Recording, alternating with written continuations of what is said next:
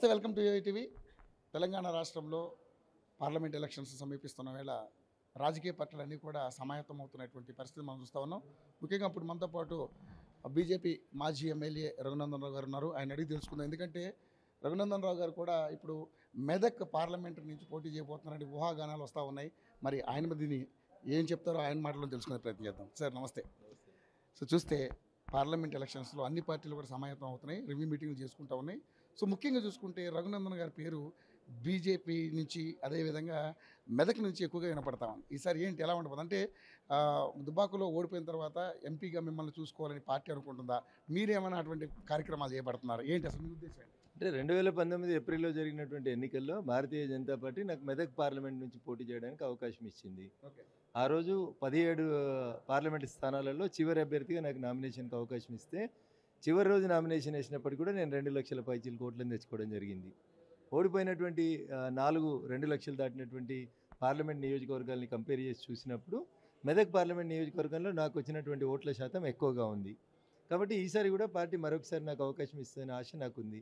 ఎందుకంటే ఆ తర్వాత జరిగినటువంటి ఉప ఎన్నికలలో నేను గెలవడం దుబ్బాక నుంచి, ఆ తర్వాత రాష్ట్ర రాజకీయాలలో వచ్చినటువంటి మార్పుల్ని మా పార్టీ నాయకత్వం ప్రజలందరూ గమనిస్తూ ఉన్నారు. కాబట్టి మళ్ళీ ఒకసారి నాకు మెదక్ నుంచి పార్లమెంట్ పోటీ చేయడానికి అవకాశం ఇస్తారనేటువంటి విశ్వాసం నాకుంది.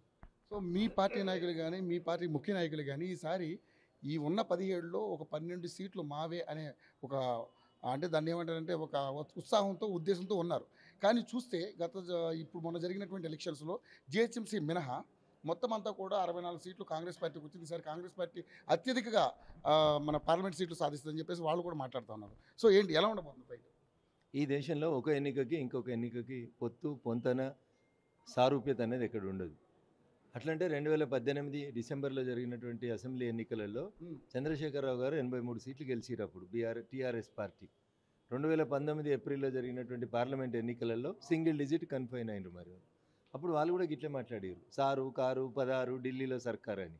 అప్పుడు మాట్లాడిన టీఆర్ఎస్ ఎట్లా పోయిందో చూసిరు. ఇప్పుడు అట్లే అహంకారంగా మాట్లాడితే కాంగ్రెస్ కూడా గాడికిపోతుంది. ఓకే. సో ఇప్పుడున్నటువంటి పరిస్థితి చూస్తుంటే సార్ ఈ నీళ్ల సమస్య మీద చాలామంది మాట్లాడుతున్నారు. మీరు కూడా ఇప్పుడు ఆల్రెడీ ప్రెస్ మీట్ కూడా పెట్టారు. ఏంటి సార్ దీని మీద బీజేపీ స్టాండ్ ఏంటి అసలు?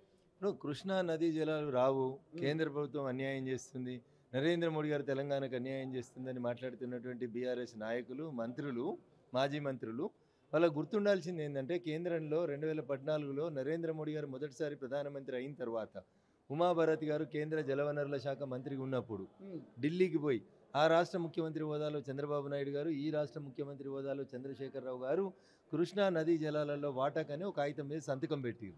అప్పుడు 299 టీఎంసీలే మాకు చాలని సంతకం పెట్టింది ఎవరంటే ఆ రోజటి ముఖ్యమంత్రి చంద్రశేఖరరావు గారు.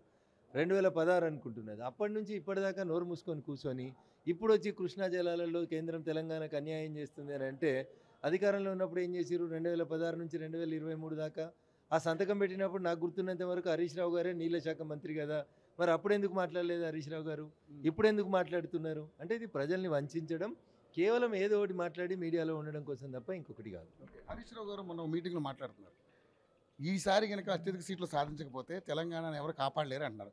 అంటే మొన్నటిదాకా 10 ఏళ్ళు వాళ్ళే అధికారంలో ఉన్నారు. ఇప్పుడు ఈ కామెంట్ చేయడం వెనక కారణాలు ఏంటంటే అంటే దోసుకున్నది దాచుకోవడానికి మళ్ళీ మాకు కొంతమంది ఎంపీలు ఇయ్యండ్రి, అట్లా మాట్లాడి మేమే గెలుస్తున్నాం అని చెప్పుకుంటే మళ్ళీ కొన్ని ఎంపీ సీట్లు అమ్ముకోవచ్చు.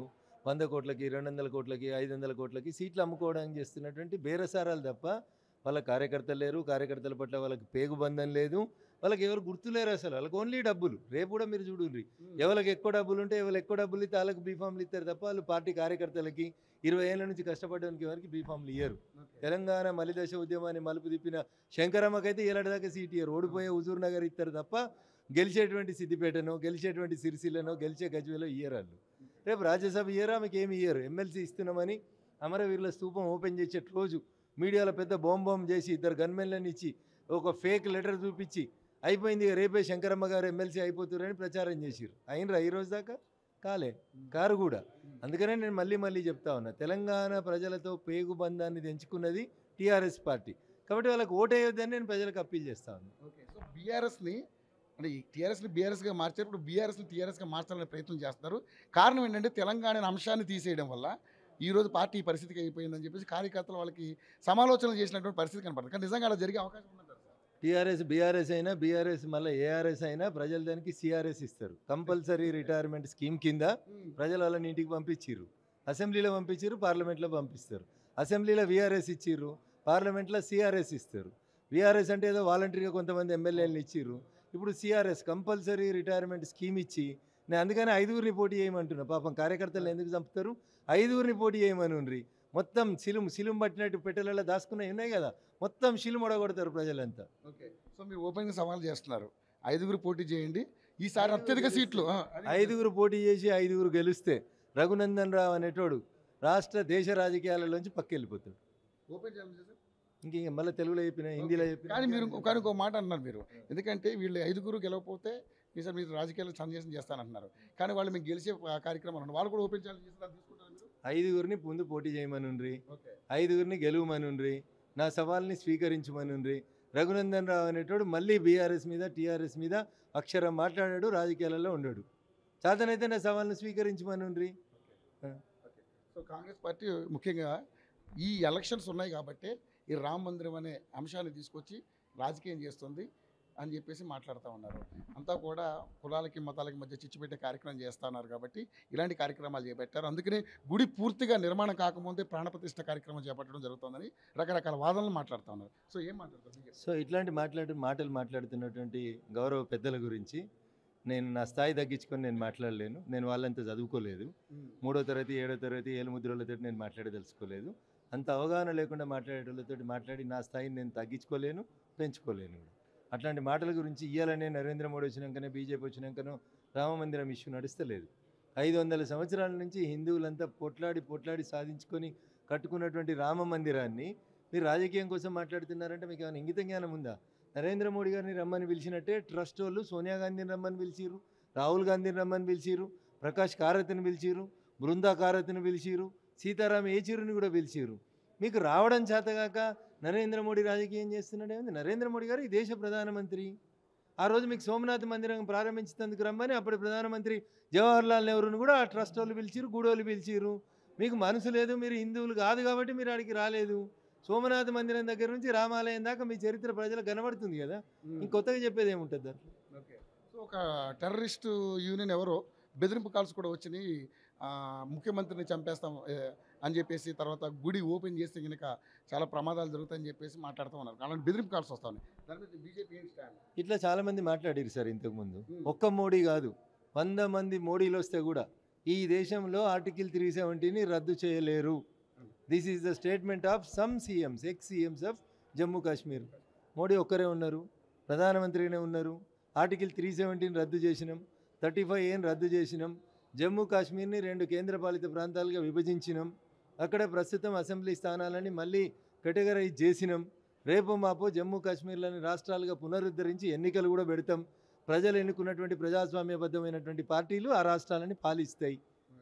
ఆర్టికల్ 370ని రద్దు చేసిన రోజు ఏం జరగలేదు, కనీసం చీమ చిట్టుకుమని లేదు, పంచాయతీ కాలేదు, తుపాకీ సప్పుడు రాలేదు జమ్మూ కాశ్మీర్ లోయలో. ఇప్పుడేమవుతుందన్నా? అట్లా మాట్లాడేటోళ్ళు చాలా మాట్లాడుతుంటారు. గా తాటాకుల సప్పులకి ఈడెవరు భయపడేందుకు సిద్ధంగా లేదు. ఫైనల్గా సార్, మీరు ఒక మాట అన్నారు ఇందాక, ఈసారి 350 సీట్లు పైనే వస్తాయని అన్నారు. ఎందుకంటే 10 ఏళ్ల ఈ పీరియడ్లో ఎంతో కొంత కాస్త ప్రజలకి అనేది కొంచెం అసహనం ఉంటుంది పార్టీ మీద, కొంత మేలు ఉండొచ్చు, కొంత ఇది ఉండొచ్చు. కానీ నిజంగానే 300 అంటే 304 నుంచి 350 పెరిగేంత హోప్ ఉందంటారా? నీకేం నష్టం జరిగింది బీజేపీ తోటి, నరేంద్ర మోడీ గారి పాలనతోటి? ఏం జరిగింది? ఏం జరగనప్పుడు ఇక ఊళ్ళలో ఎవరికి నష్టం జరిగింది? ఫ్రీగా సిలిండర్లు ఇచ్చినాము. ఎంతో కొంత వ్యతిరేకత ఉంటే 273 నుంచి 303కి ఎందుకు ఇచ్చినాం? రాలేదు. రేపు 303 నుంచి 350 కూడా వస్తాం.